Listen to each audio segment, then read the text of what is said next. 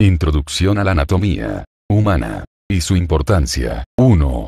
Introducción a la anatomía humana. 1. Definición. La anatomía humana es la ciencia que se encarga del estudio del cuerpo humano. La palabra anatomía deriva del griego anatemnein, que significa ana igual repetición. Temnein igual cortar, su equivalente en latín es disecare, que significa dis igual separar, secaré igual cortaré. Para la descripción anatómica, el cuerpo humano adopta una posición que se refiere a un sujeto de pie con la mirada hacia adelante, la cabeza erguida, la palma de las manos y la punta de los pies hacia adelante. La descripción del cuerpo humano y de sus órganos se realiza en base a los planos imaginarios en el espacio, los planos del cuerpo, fuente, las anatomías o vota, planos, modificado. 2. Los planos imaginarios del cuerpo son: plano medio. Este plano coincide con la línea media, divide al cuerpo humano en dos mitades iguales, derecha e izquierda. Plano sagital. Es todo plano paralelo al plano medio. Plano frontal. Este plano es vertical y perpendicular al plano sagital. Divide al cuerpo en dos partes, anterior y posterior. Plano horizontal. Es todo plano transversal y perpendicular a los anteriores, divide al cuerpo humano en una parte superior o craneal y otra inferior o caudal. Terminología. Para describir a las estructuras anatómicas se debe usar varios términos anatómicos que pueden ser del lenguaje común o ser propios de la anatomía. Tenemos los siguientes. Profundo. Es aquel que se haya alejado de la superficie corporal. Superficial. Es cuando está en relación con la superficie del cuerpo. Ipsilateral u homolateral. Está referida a toda estructura corporal que se encuentra en el mismo lado del cuerpo. Contralateral. Está referida a toda estructura situada en el lado contrario o opuesto del cuerpo humano. Distal. Es toda estructura que está lejos de su origen. Proximal. Toda estructura que está cerca de su origen. Interno. Referida a estructuras cerca al plano medio. Externo. Referida a la posición lejana al plano medio. Intermedio. Cuando se encuentra situado entre dos estructuras anatómicas. Anterior. Cuando una estructura está en relación con la cara anterior o ventral del cuerpo. Posterior. Cuando una estructura está en relación con la cara posterior o dorsal del cuerpo.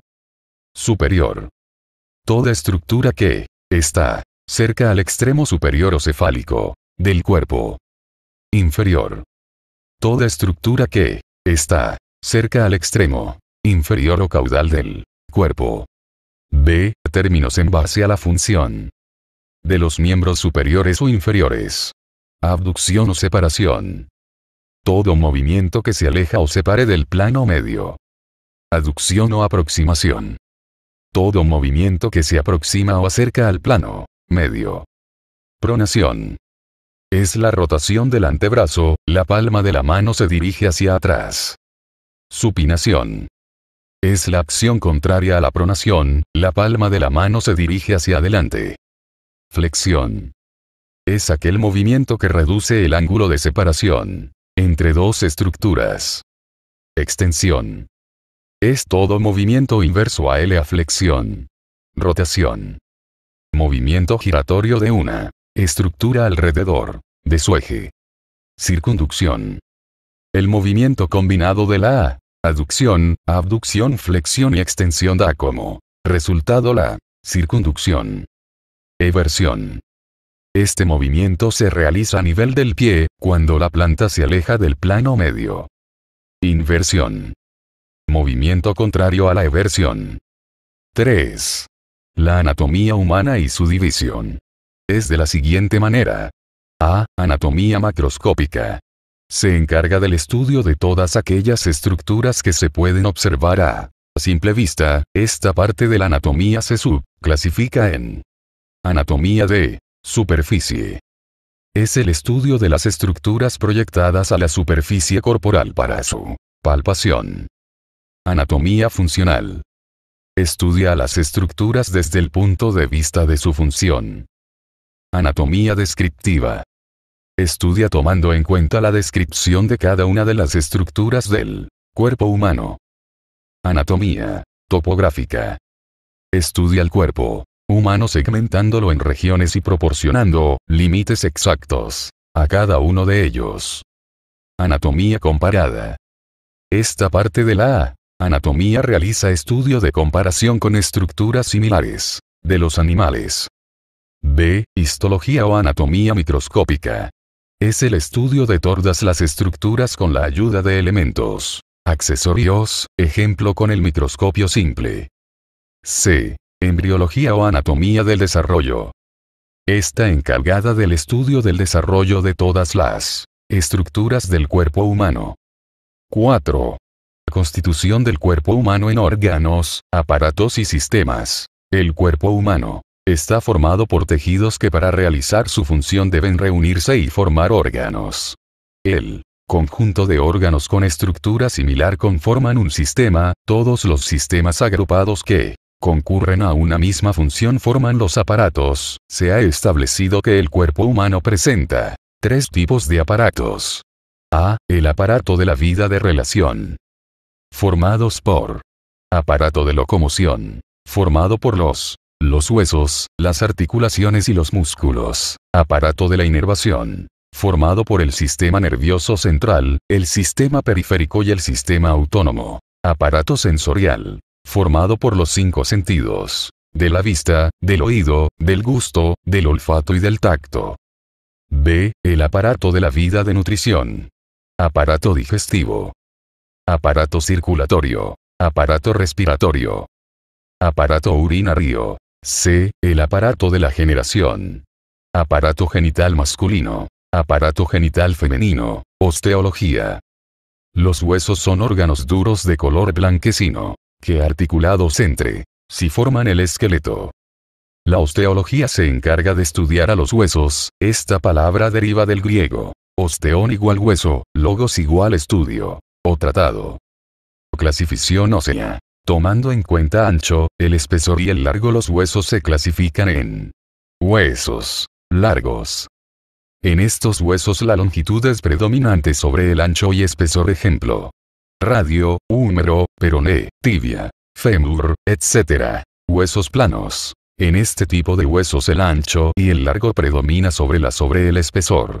Ejemplo: omóplato, esternón, costillas, vómer, escama del occipital, unguis, etc. Huesos cortos. El ancho, largo y el espesor son armónicos, ejemplo: huesos pisiforme, trapecio y hueso piramidal, etc. Huesos irregulares. Estos huesos son los que adoptan formas diferentes, ejemplo: hioides, esfenoides, maxilar inferior. Huesos neumáticos. Son huesos que en su interior están ocupados por una cavidad. Ejemplo: etmoides, maxilar superior. Superficie ósea. La superficie de los huesos pueden ser regulares e irregulares, por la presencia de cavidades y eminencias o salientes. Esto permite clasificar en cavidades y eminencias articulares y cavidades y eminencias no articulares. A. Cavidades y eminencias articulares. Son todas aquellas superficies óseas que se caracterizan por ser de superficies lisas, contornos definidos, y presentan un revestimiento cartilaginoso.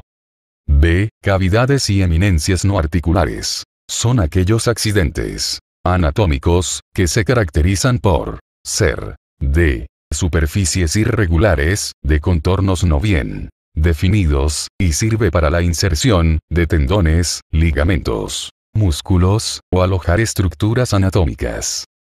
Cavidades no articulares. Fosas. Son depresiones o excavaciones de la superficie articular, cuya forma pueden ser ovaladas, redondeadas o irregulares. Por ejemplo, la fosa parietal, fosa temporal, fosas cerebelosas, etc. Fositas.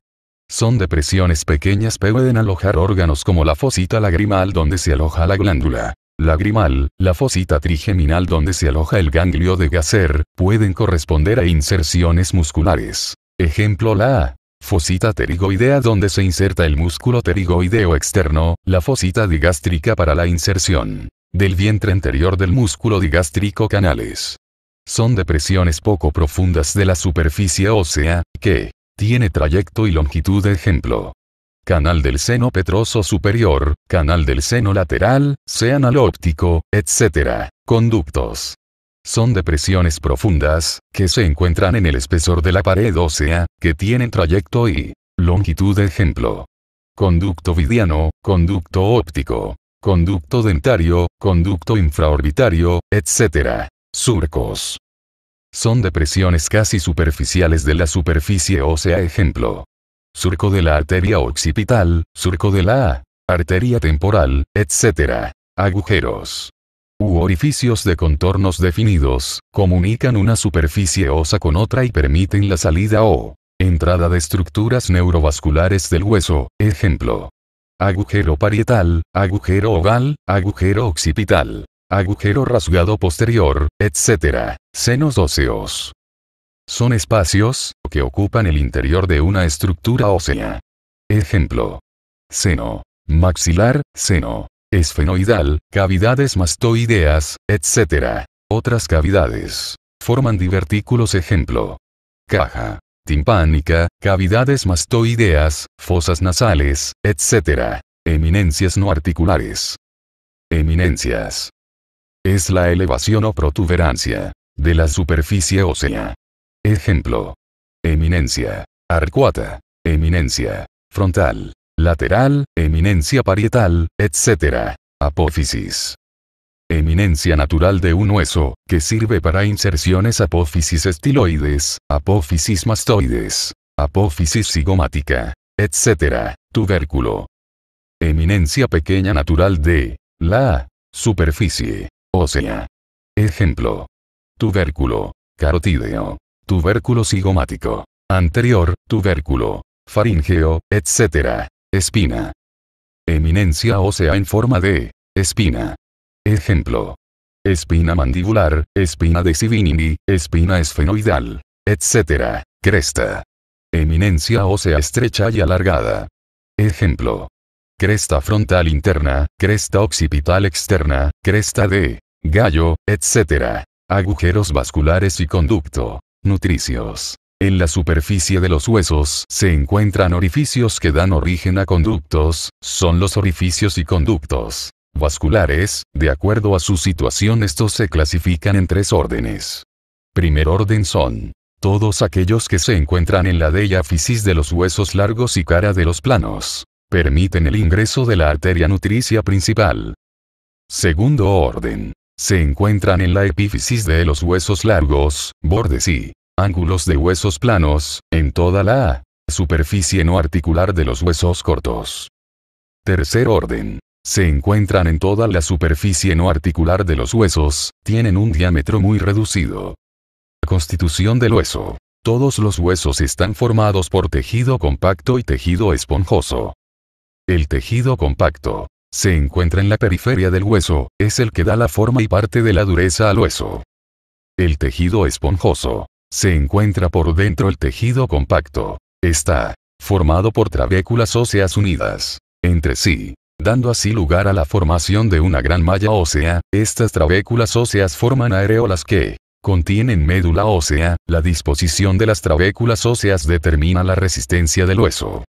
En los huesos largos, el tejido compacto es más grueso en la diáfisis y disminuye hacia la epífisis. En áreas donde existe gran tracción muscular, el tejido compacto es grueso.